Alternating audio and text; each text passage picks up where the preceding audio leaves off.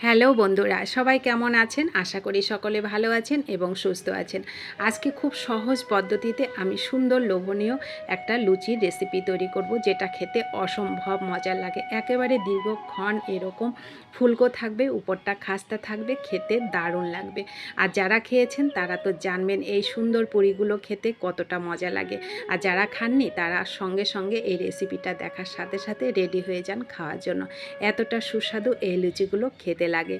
তো চলুন রেসিপিটা শুরু করা যাক। প্লিজ সবাই সাথে থাকবেন। তো এটা তৈরি করতে আমার লাগবে হচ্ছে 100 গ্রাম। আমি এখানে ছানা নিয়ে নিয়েছি। তো ছানা দিয়েই আজকে তৈরি করব। 100 গ্রাম ছানার জন্য আমি নিয়ে নিয়েছি 1 বাটি ময়দা, ব্যাস। এইবার সামান্য যতটা লবণ লাগবে নিয়ে নিলাম। গরম মশলার গুঁড়ো নিলাম হাফ চামচ মতন গোলমরিচের গুঁড়ো নিলাম। একটু ঝাল ঝাল হবে, বেশ ভালো লাগবে। গরম মশলা, জিরে আমি ভেজে গুঁড়ো করে ঘরে রেখেছিলাম, ওখান থেকে হাফ চামচ দিয়ে দিলাম, খুব সুন্দর ফ্লেভার হবে। আর এখানে কালারের জন্য একটু হলুদ আর 1 চামচ চিনি আর 3 চামচ মতন সাদা তেল দিয়ে দিলাম।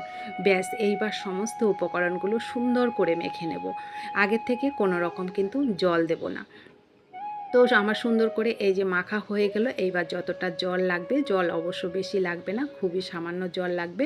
তো সেইটুকু জল আমি একটু হালকা গরম জল দিয়ে এটাকে সুন্দর করে মেখে সফট ডোটা তৈরি করে দিলাম। তো ডোটা কতটা নরম হয়েছে আপনারা দেখলেই বুঝতে পারবেন। তো ডোটা আমার রেডি হয়ে গেল। আমি যেহেতু এখানে হালকা গরম জল দিয়ে করেছি, যার জন্য রেস্টে রাখার কোনো দরকার নেই। তো এইবার আমি এই ডোটার থেকে ছোট ছোট করে লেচি কেটে লেচিগুলোকে একেবারে গোল করে রেডি করে নেব। তো আমার রেডিটা হয়ে গেল। এইভাবে গোল করে রেডি করে নিলে লুচিগুলো বেলার সময় কিন্তু আর কোনো রকম অসুবিধা হয় না। এইবার আমি একটু উপরে তেল দিয়ে এটাকে সুন্দর করে বেলে নেব। এই লুচিটা কিন্তু এমনভাবে বেলবেন যেন কোনো দিকটা একটু মোটা না থাকে, কোনো দিকে পাতলা না থাকে, সব দিক একেবারে সমানভাবে করে এই লুচিটাকে বেলে নিতে হবে। তাহলে কিন্তু খুব সুন্দর এই লুচি পুরিটা খেতে লাগবে, আর বানাতেও খুব তাড়াতাড়ি হয়ে যাবে, আর ফুলকো ফুলকো হবে, খুব সুন্দর। তো ব্যাস, আমি সবগুলোকে তৈরি করব আর এইভাবে বেলে নেব। প্রথমে বেলে নেব আর ভেজে নেব। তো দেখুন, উনুনে এদিকে তেল বসিয়ে দিয়েছিলাম। তেলটাকে একদম গরম করে দিয়ে তারপরে লুচিটাকে দেব এবং গ্যাসটাকে পরে মিডিয়ামে করে রেখে সমস্ত লুচিগুলো এইভাবে ভেজে নেব। একদম প্রত্যেকটা লুচি কিন্তু একই রকম ফুলকো ফুলকো হয়। এইভাবে আপনারা ভেজে রাখবেন, দেখবেন দীর্ঘক্ষণ এই লুচিগুলো একই রকম ফুলকো থাকে, আর বাইরেটা হয় হালকা একটু খাস্তা, আর খুব সুন্দর খেতে লাগে। যারা খেয়েছেন তারা তো জানবেন এই ছানার লুচি পুরি কতটা মজাদার খেতে লাগে।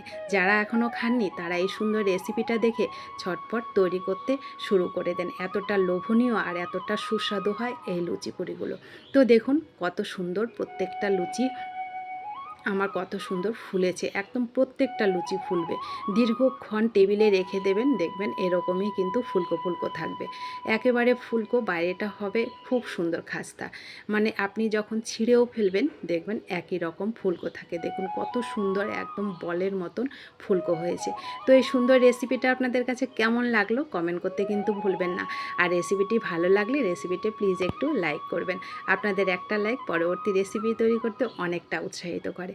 আর যারা নতুন বন্ধু আছেন তারা চ্যানেলটা সাবস্ক্রাইব করে পাশে থাকবেন।